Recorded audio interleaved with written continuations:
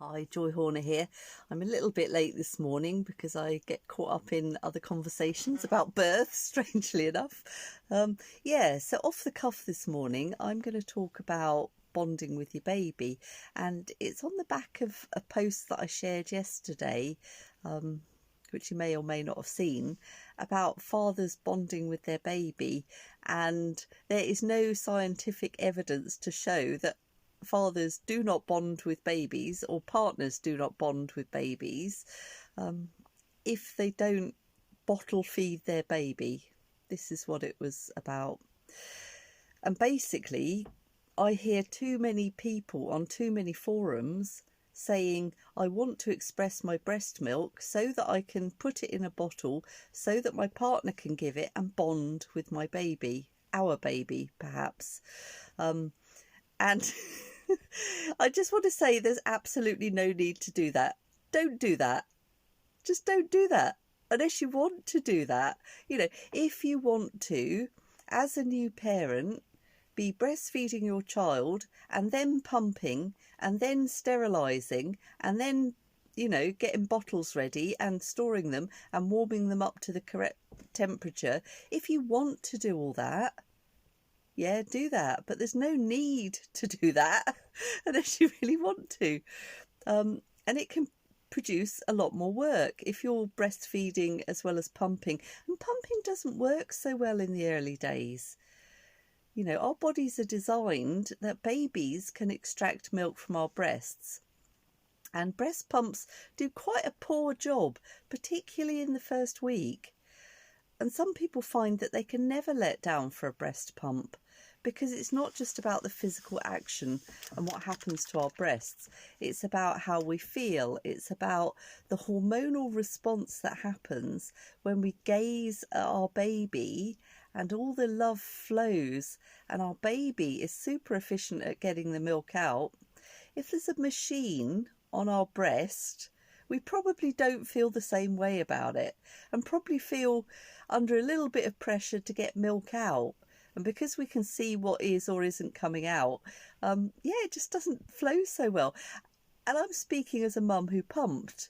So I went back to work incredibly early after my second child because I was headhunted and a fantastic job came up that was one night a week and it paid really well. And it was opposite where my parents lived at the time. And I knew I could breastfeed my baby, I could leave one bottle for overnight, and I could breastfeed my baby when I got back after my night shift in the morning, and then sleep at my parents' house and, just wake up for feeds. So I'm not anti-pumping. What I'm against is people being fed this lie that partners and men need to bottle feed to bond with their baby because it's it's stupid. Yeah, it's absolutely ridiculous. Hi Baba, nice to see you. Hopefully I'm talking some sense here today. So, bonding with your baby. You are bonded with your baby. You really don't have to work at this. People fuss about this an awful lot. So in pregnancy you are bonded by the umbilical cord and the placenta. You are one unit. You are totally bonded with your baby. But lots of people like to make a sort of mind, spirit, emotional connection. And, that's really good. If you can do that, if you can communicate with your unborn child when you're pregnant, that's really good for you and the baby, if you can do it. And most people find that if they've got a child already or a couple of children already, they don't always have time in the day to do that. It's a luxury afforded to first-time mums and people that are pregnant.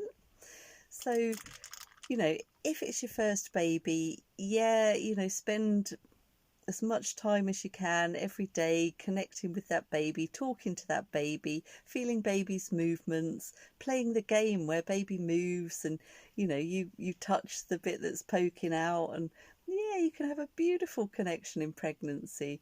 And during birth, all the hormones are priming you both to make connection.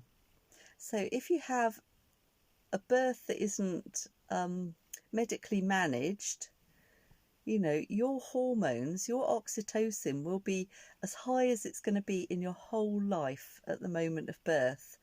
And when you gaze into your baby's eyes and your baby gazes at you, that's connection, that's bonding. You don't need to do anything. Baby's on your skin, it knows that it's home. You know, you don't need to work at that sort of stuff. Now, sometimes this process can be interrupted. And with my first baby, I experienced this. So I had a transfer from a home birth. I'd planned a home birth.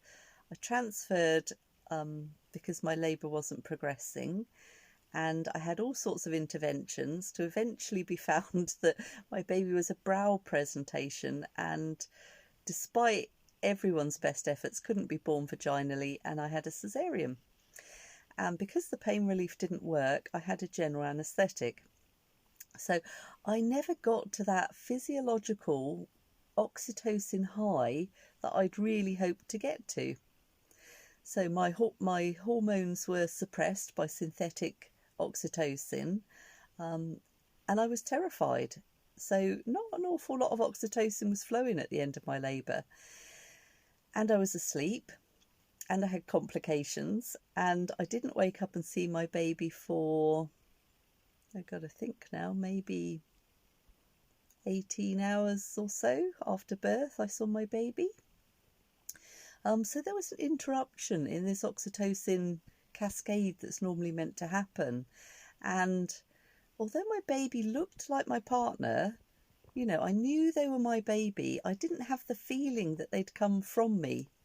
And it wasn't the same baby that I'd been carrying.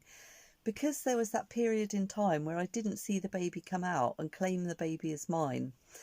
And this isn't uncommon. I've heard other women say this, which is why I'm sharing my story. So we worked very hard over that first year to get a deeper connection and did all the oxytocin promoting things that we possibly could. So I did breastfeed, we had skin to skin, we spent lots of time with each other, connecting and bonding. And although the love was there straight away, you know, I was fiercely in defence of this little helpless creature, and totally in love with them. Yeah, I know that it wasn't the same as when I had my second child. So when I had my second baby and I had a vaginal birth after caesarean, and everything was straightforward, I didn't have any drugs whatsoever, and he flew out, and I looked at him and it felt totally different when I saw him for the first time.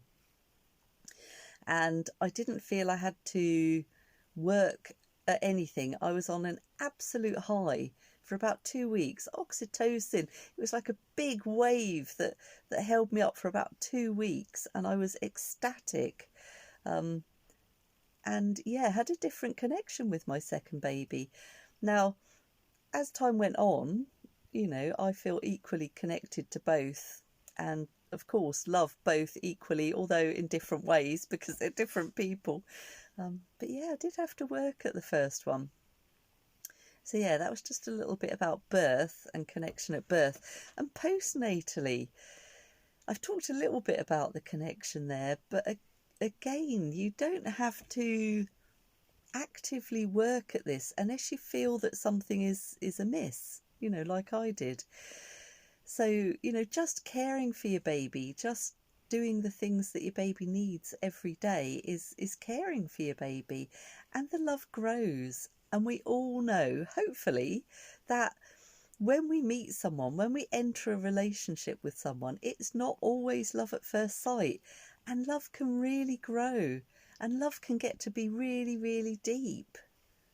You know, I'm really glad that I did have love at first sight when I met my husband. I was totally head over heels, and still am.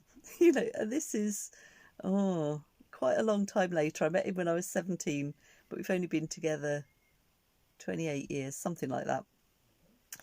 Yeah, and I was lucky I had that with my husband, but I hadn't always had that in other relationships.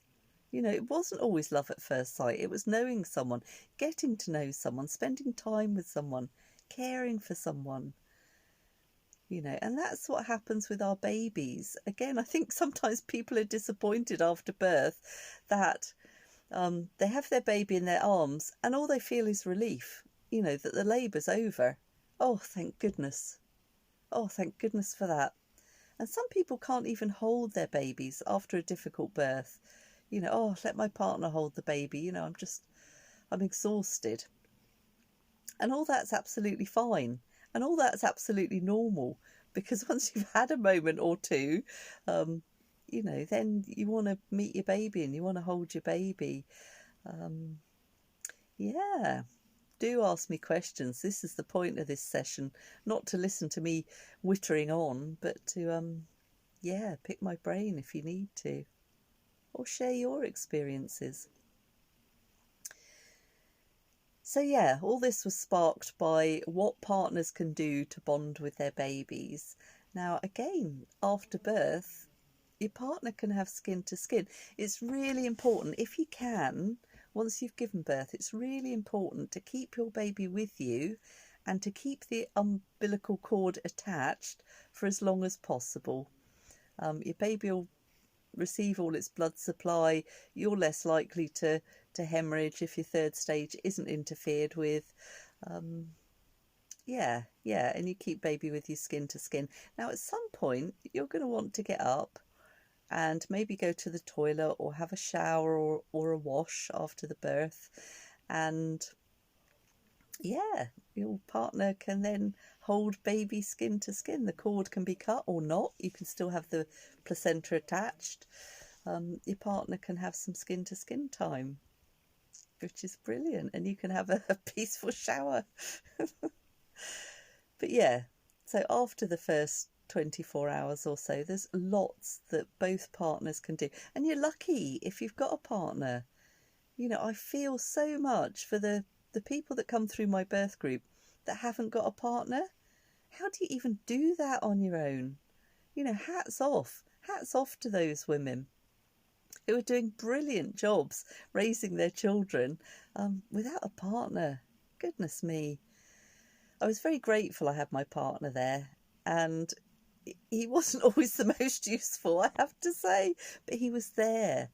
And if I was having a bad day, I could cry on him or cuddle up to him, or just having a partner there after birth is brilliant.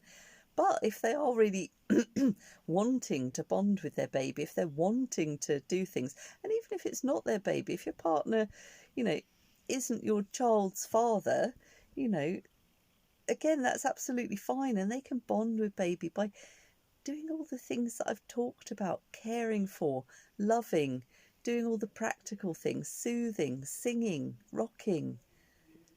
There are loads of ways to bond with babies. That was my quotation marks. Because what we're doing when we care for them is bonding. Anyway, that's probably enough of my wittering. If nobody's got any questions, I'm going to keep it short and sweet. And go down to the market today. It's market day. So thank you for watching. If you do have any questions, write them below, as always, and I will answer them. Take care, everyone. Bye.